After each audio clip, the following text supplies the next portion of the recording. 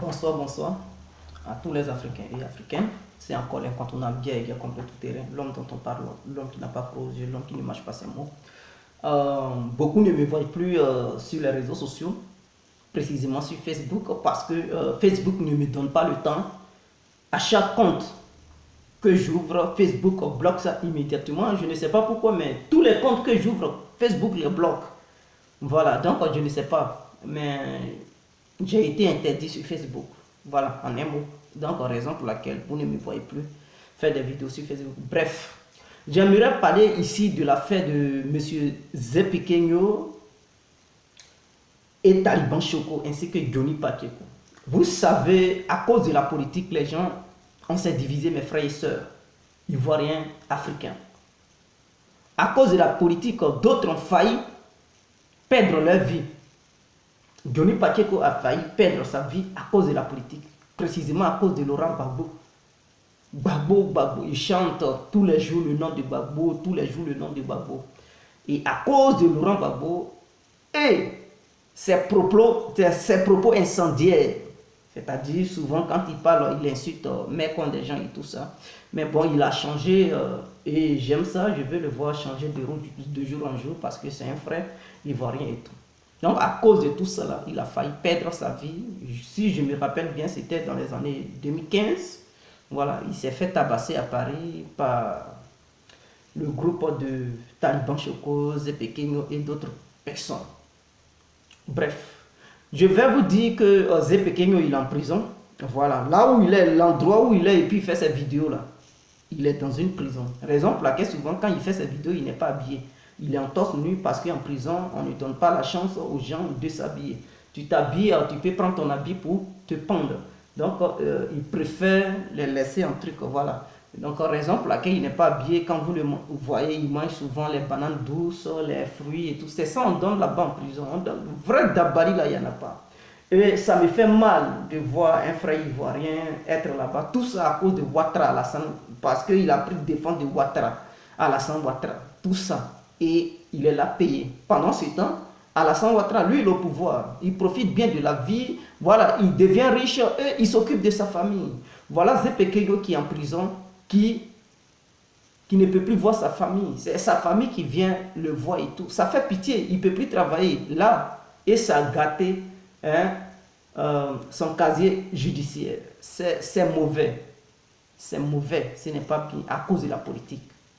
Ceux pour qui vous êtes battus, eux ils sont là-bas, ils s'en foutent de vous. Hein? Ah oui, oui, oui. Si Johnny Pacheco était mort, Laurent Gbagbo, lui, il s'en fout, il allait rester toujours dans son endroit.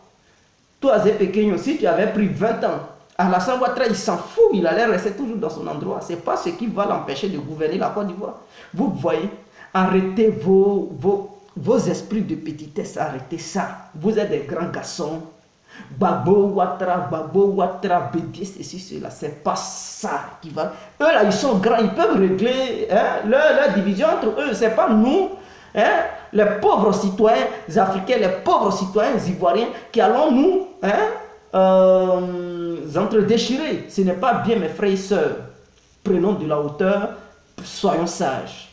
Donc, Zé Pequeno a déjà puisé 2 ans, il lui reste 1 an. Mais ce qui me fait mal dans tout ça, c'est que Taliban Choco, lui qui avait été arrêté par la police française, il a été incarcéré 3 mois avant d'être libéré. Dans les 3 mois, Zé Pequeno, il a fallu à Zé Pequeno d'aller intervenir pour dire c'est lui le responsable et que Taliban Choco est innocent. Voilà comment ils ont libéré Taliban Choco et Zé Pequeno. Ils puisent la peine à la place de M. Taliban Choco, parce que c'est Taliban Choco qui allait faire les 3 ans de prison ferme. Mais Zé Pequeno a pris sa défense et a voulu puiser la peine au nom de Taliban Choco. Vraiment, un ami comme ça, je ne l'ai jamais vu dans ma vie. On condamne ton ami et toi tu dis non, c'est pas lui qui est le responsable et que c'est toi. Et on libère ton ami, on te met, tu remplaces ton ami. Vraiment, il faut Zé Pequeno pour le faire. Mais Taliban Choco, je pourrais dire, c'est quelqu'un qui n'est pas trop sage. Il est gros, excusez-moi pour mes propos, mais il est trop bête. Oui, il est bête. Parce que normalement, un homme sensé, un homme intelligent, quand quelqu'un prend ta défense pour puiser la peine que la police t'a donnée à ta place, tu ne peux pas sortir et puis te jouer au fou, au truc, non.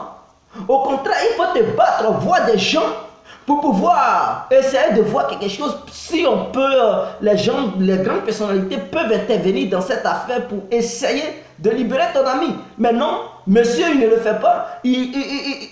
Ça lui plaît, il est heureux de porter les robes, les jupes de sa femme pour venir dans les rues, danser, je ne sais pas, bébé ou zéglibiti, hein, pour satisfaire les gens sur les réseaux sociaux. Mais il faut être naïf, il faut être bête. Mais la prochaine fois, elle là encore, je pense que tu vas encore avoir un problème.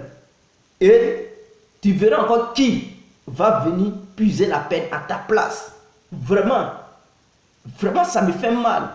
Vraiment, je salue le courage de Zé Pequeno. Je salue son courage parce que il a fait preuve voilà, d'un homme, d'un Woody. C'est son dit vrai Woody. Il a fait preuve d'un Woody et il puise la peine. Il lui reste 1 an de détention. Si les 1 an finissent, c'est-à-dire si l'année 2017 passe, ils vont le libérer au milieu de l'année 2018. Donc, il va finir ses 3 ans de peine et il va sortir. Vous voyez, arrêtons. Allez-y, allons-y à la réconciliation. Allons-y à la réconciliation. Je pense dire ce soir aux Ivoiriens qu'on ne peut pas confier toutes les tâches des problèmes africains à nos dirigeants. Certes, ils sont là. Ils nous ont promis beaucoup de choses, ou bien ils nous promettent beaucoup de choses. En venant au sommet de l'État, ils vont faire beaucoup de choses. Mais une fois au sommet de l'État, ils ne peuvent plus faire. Ok, c'est nous qui vivons la situation. Eux, ils ne vivent pas les situations. Ils ne vivent pas les situations. Non, nous qui vivons les situations, c'est-à-dire les problèmes, c'est nous qui sommes bien placés pour leur suggérer certaines choses. Et pour suggérer des choses, il ne faut pas se lever un bon matin.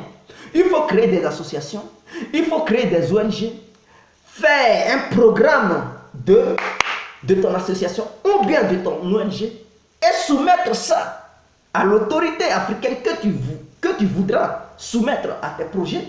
Cette autorité va analyser tes choses pour voir si c'est une bonne vision, si ta vision et ton programme peuvent apporter quelque chose à la société africaine ou bien aux citoyens de ton pays. Alors le gouvernement va certifier ton projet et va reconnaître ton organisation ou bien ton ONG au sein du pays. Et le gouvernement peut te financer pour lancer ton projet. Et ton projet peut encore employer d'autres Ivoiriens. Il ne faut pas, parce qu'on attend tout des gouvernements. Je prends l'exemple de l'Europe. Ici, les Caritas. Les Caritas, ce sont des endroits que certains citoyens européens ont eu leur vision et ont soumis leur vision aux différentes autorités européennes. Et ces endroits constitue un lieu pour essayer de préparer pour ceux qui sont sans abri et les familles les plus démunies à pouvoir avoir un petit déjeuner chaque matin, chaque midi et le soir, leur permettre de manger 3 fois par jour. Parce que ce n'est pas tout le monde qui a les moyens pour pouvoir s'acheter de quoi à manger. Et en Afrique, il y a la famine qui fait rage. Donc si nos gouvernements n'ont pas eu cette idée de créer des endroits dans chaque ville de chaque pays africain pour pouvoir aider les citoyens qui n'ont rien à manger. Mais le peuple africain peut avoir ces idées et élargir un plan d'action pour dire voici notre projet, on fait ceci pour que le gouvernement, si c'est le gouvernement ivoirien, on peut parler de ça au gouvernement ivoirien et d'autres partis politiques. Parce qu'il s'agit d'un problème global, d'une vision globale qui va incarner, que tu sois pro-Ouattara, pro-Gbagbo, pro-Bédié, la société civile, c'est une solution de tous les Ivoiriens et toutes les Ivoiriennes.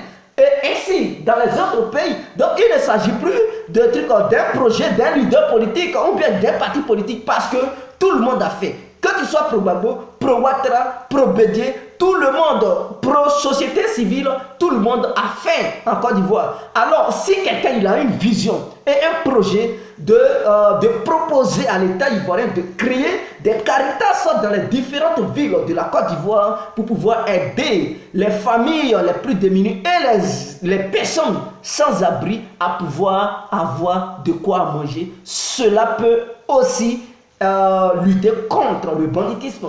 Parce que les bandits, ils volent parce qu'ils n'ont pas de quoi manger. Ils ne savent pas quoi faire. Maintenant, si on met ce système en place, d'autres, au lieu d'aller voler pour pouvoir se nourrir, ils vont préférer. Je ne dis pas que ça va mettre totalement fin au banditisme, mais ça va diminuer ça. Parce que c'est la faim qui pousse souvent des gens à aller commettre des délits. Voilà, donc avec ça, et cette association aussi pourra avoir une autre vision large, se battre pour pouvoir permettre à tous ceux qui ont les diplômes d'avoir l'ouverture des différentes entreprises, c'est-à-dire les entreprises, cette association doit se battre pour que les entreprises ouvrent leurs portes aux différents citoyens ivoiriens et citoyennes ivoiriennes à pouvoir avoir un petit boulot au sein du pays. Et ça peut lutter aussi contre le chômage. Donc ça c'est une autre idée secondaire. Mais la première idée maîtresse, c'est le but de créer les caritas. Et donc nous avons notre sœur qui s'appelle Konaté, qui a une telle vision, qui veut soumettre sa vision à l'autorité ivoirienne et aux différents partis politiques de l'opposition. C'est une fille, c'est une femme plutôt, qui n'a pas de parti pris. Vous comprenez? Son mouvement est un mouvement apolitique. Son mouvement ne fait pas la politique. Son mouvement, c'est de lutter contre la pauvreté, oui, contre la famine et tout ça. Et se battre pour pouvoir donner de l'emploi à la jeunesse ivoirienne et même africaine. Et lutter contre l'immigration clandestine africaine. Voilà. Donc, peut-être un jour, si j'ai une bonne connexion, je ferai des vidéos pour mieux expliquer son mouvement, sa vision. Et je pense que ça peut intéresser à l'autorité ivoirienne, ça peut intéresser à l'opposition ivoirienne, ça peut intéresser au peuple ivoirien, ça peut intéresser les jeunes de la diaspora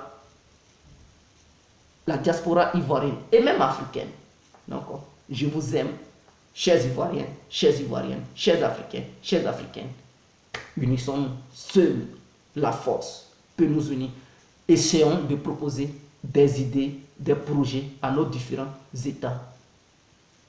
Car n'abandonnons pas l'Afrique à nos dirigeants. Nous aussi, en tant que société civile, en tant que jeunesse ivoirienne et africaine, on peut aussi apporter notre grain de sel.